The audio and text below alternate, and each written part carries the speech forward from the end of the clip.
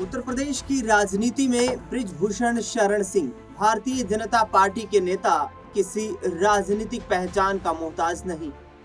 बता दें आपको कि भारतीय कुश्ती संघ के पूर्व अध्यक्ष और उत्तर प्रदेश की कैसरगंज लोकसभा सीट से पूर्व सांसद रहे बृजभूषण शरण सिंह ने एक बड़ा बयान दिया है।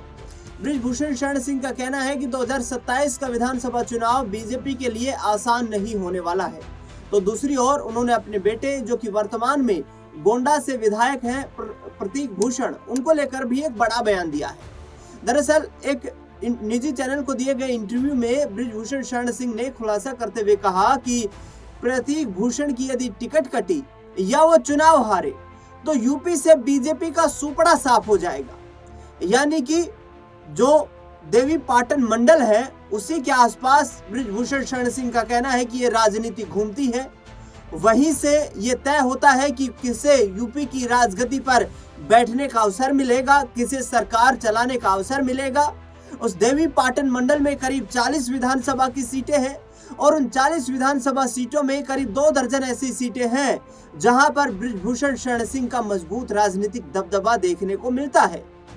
देखा होगा आपने कि महिला खिलाड़ियों के साथ जिस तरीके का जो मामला बृजभूषण शरण सिंह के खिलाफ उठा, उसके पश्चात उनकी टिकट कटी, लेकिन वो अपने बेटे करण भूषण को उसी कैसरगंज लोकसभा सीट से चुनाव जिताने में कामयाबी हासिल करते हुए नजर आए। लेकिन अब उन्होंने इशारों में कहीं ना कहीं सीएम योगी आदित्यनाथ को चेतावनी दे दी है कि प्रतीक भूषण की टिकट काटने या फिर उनकी टिकट बदलने की कोई कोशिश न की जाए, वरना बीजेपी का बुरा हश्र हो सकता है। दूसरी तरफ अखिलेश यादव की तारीफ की है, कहा कृष्ण वंशी है, हिंदू विरोधी नहीं है, लेकिन समाजवादी विचारधारा से प्रेरित है। ऐसे में आगे आने वाले वक्त में वो कड़ी चुनौती देते हुए नजर आएंगे। मेरे वरिष्ठ सहयोगी अमन जी इस खास चर्चा में मेरे साथ मौजूद हैं। सर, कैसे देखते हैं बृजभूषण शरण सिंह का ये बयान, और इस बयान के बाद बीजेपी का क्या हाल होगा और समाजवादी पार्टी के पक्ष में कितना माहौल बनेगा? देखिए, उत्तर प्रदेश में इस वक्त जिस तरह के सियासी माहौल बन रहे हैं दिनेश, वो वाकई में 2027 ही कहीं ना कहीं अब शुरुआत चुनाव की होती हुई दिखाई पड़ रही है। जो बयानबाजी हो रही है, जिस तरह से एक माहौल बनाने का प्रयास किया जा रहा है, उसमें आप ये गुंजाइश देखिए कि 1-1.5 साल बचा है चुनावों का उत्तर प्रदेश में, और यहाँ से तमाम सियासी पार्टियां जो है वो एक माहौल बनाने में कहीं ना कहीं जुटी हुई है। इसी दौरान जिस तरह बृजभूषण का जिक्र आप भी कर रहे हैं कि एक बड़े कद के नेता है, बीजेपी के तेज तर्रार नेता हैं, कई विवादों से घिरे हुए रहते हैं, लेकिन उसके बावजूद भी उनका जो कद है, उनका जो पद है, दबदबा है, वो कहीं से भी कम होने का नाम नहीं ले रहा। और जो बात आपने कही कि जिस तरह से इशारों में उन्होंने योगी सरकार को चेताया है कि भाई अगर आपने प्रतीक भूषण का टिकट काटने की गलती की तो ये आपके लिए बहुत बड़ा खामियाजा हो सकता है।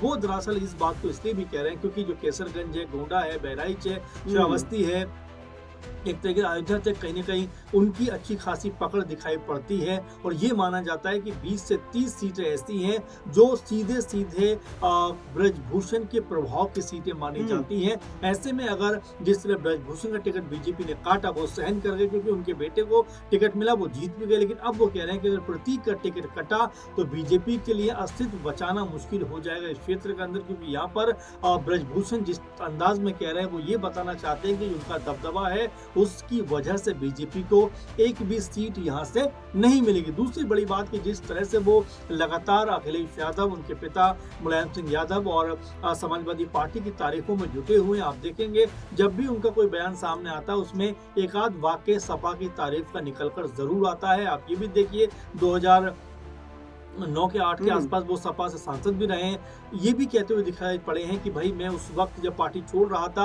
अखिलेश यादव को मैंने आकर कहा कि भाई मैं आपके साथ आगे नहीं चल पाऊंगा, लेकिन उसके बावजूद एक बड़े प्रोजेक्ट जो कि अखिलेश यादव चाहते तो रोक देते, उन्होंने रोका नहीं। उस प्रोजेक्ट को बाकायदा मेरे ना कहने के बावजूद भी उन्होंने न सिर्फ पूरा कराया बल्कि कहने का ये भी बताया कि वो बदले की राजनीति नहीं करते। इससे पहले मुलायम सिंह यादव जी के बारे में उन्होंने यही बात कही थी कि एक समय जब वो विपक्षी नेता हुआ करते थे, 2-3 बड़े काम थे, जब मुलायम सिंह यादव से मिलने पहुंचते हैं और मुलायम सिंह यादव उनको देखते हैं तो लिफ्ट में बैठने ही वाले थे, लेकिन जैसे उनको देखते हैं वो तुरंत बाहर आते हैं ब्रजभूषण से कहते हैं कि भाई क्या मामला है, और वो तुरंत 2-3 चिट्ठियां या जो कह सकते हैं कि उनके कागजात थे, चिट्ठियां थी, वो उनको सौंपते हैं और कहते हैं ये काम है, तुरंत फोन कराते हैं और वहीं से वो काम होता हुआ दिखाई पड़ता है। और ये सब बातें दिनेश जी ऐसे समय पे हो रही जब लगातार योगी जी के बारे में कहा जा रहा है कि वो सीएम रहेंगे या नहीं रहेंगे, क्योंकि ब्रजभूषण ने ही इसकी शुरुआत की थी कि वो योगी को नेता नहीं मानते। तो क्या अब यहाँ से ब्रजभूषण अपना दबदबा बनाना चाहते हैं? क्या एक नाम वो भी उभारना चाहते हैं अपना कि भाई बीजेपी अगर उनको मुख्यमंत्री पद के लिए आगे बढ़ाती है तब तो वो साथ हैं, अगर नहीं बढ़ाती है तो वो सपा के साथ भी जा सकते हैं। अमन जी, ये तमाम बातें जो आपने की, मुलायम सिंह यादव के दौर को आपने जो दोहराया है, यहाँ जी। पर अखिलेश यादव के साथ संबंधों का खुलासा किया है, क्या अखिलेश यादव मुलायम सिंह यादव को लेकर अब इस राजनीतिक माहौल में इस तरीके की बयानबाजी करना क्या इस बात को दर्शाता है कि बृजभूषण शरण सिंह का जो झुकाव है वो समाजवादी पार्टी की तरफ दोबारा दिखाई दे रहा है? जी।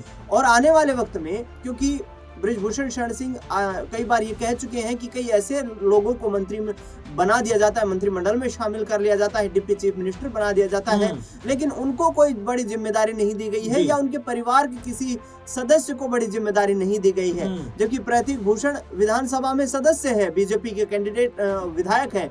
दूसरी ओर उनके छोटे बेटे करण भूषण जो है वो संसदीय क्षेत्र से चुनाव जीत चुके हैं। तो अखिलेश यादव क्या यहाँ पर बृजभूषण शरण सिंह को डिप्टी चीफ मिनिस्टर जैसी जिम्मेदारी ऑफर करके अपने खेमे में कर सकते हैं? देखिए, बिल्कुल राजनीति है दिनेश जी, और राजनीति के तौर पर देखा जाए तो यहाँ पर अखिलेश यादव को पता है कि पूर्वांचल में अगर उनको मजबूत होना है तो ब्रजभूषण का साथ अगर मिल जाए तो कहानी में एक बड़ा ट्विस्ट आता हुआ दिखाई पड़ेगा। क्योंकि बीजेपी अगर पूर्वांचल की बात की जाए तो राजा भैया है, अनुप्रिया पटेल है और ब्रजभूषण सरीखे नेताओं के सहारे कहीं ना कहीं मजबूत है।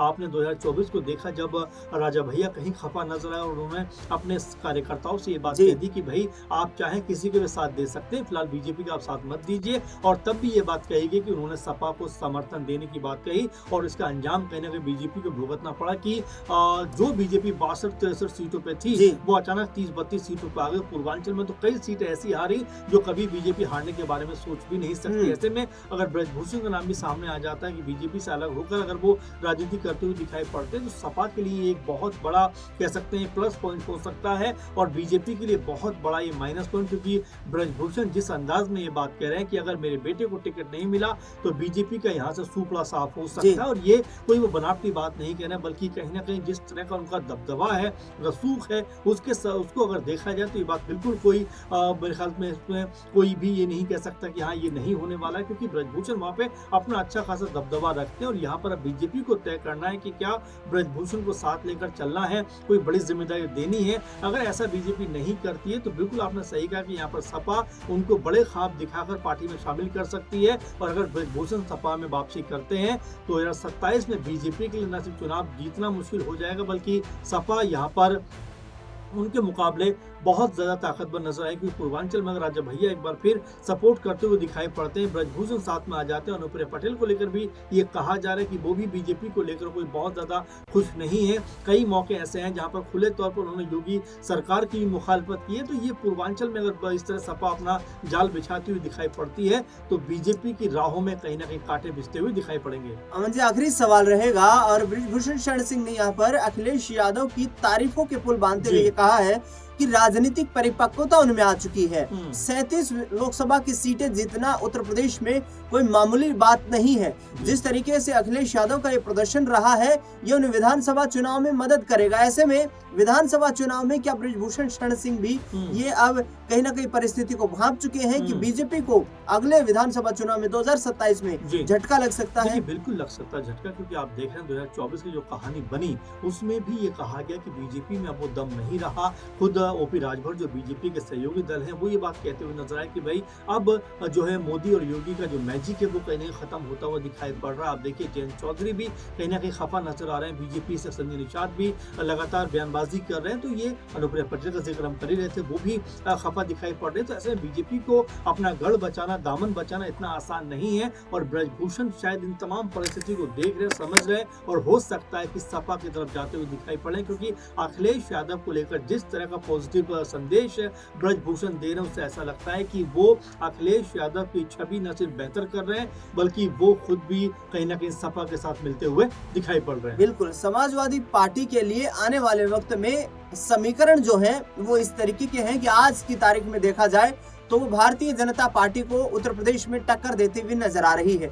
अखिलेश यादव ने खुद इस बात का जिक्र किया है। उन्होंने सीधे तौर पर कहा है कि जिस तरीके से लोकसभा में हमारा प्रदर्शन रहा, इतिहास ये बताता है कि लोकसभा जो जीतता है वही विधानसभा जीतता है।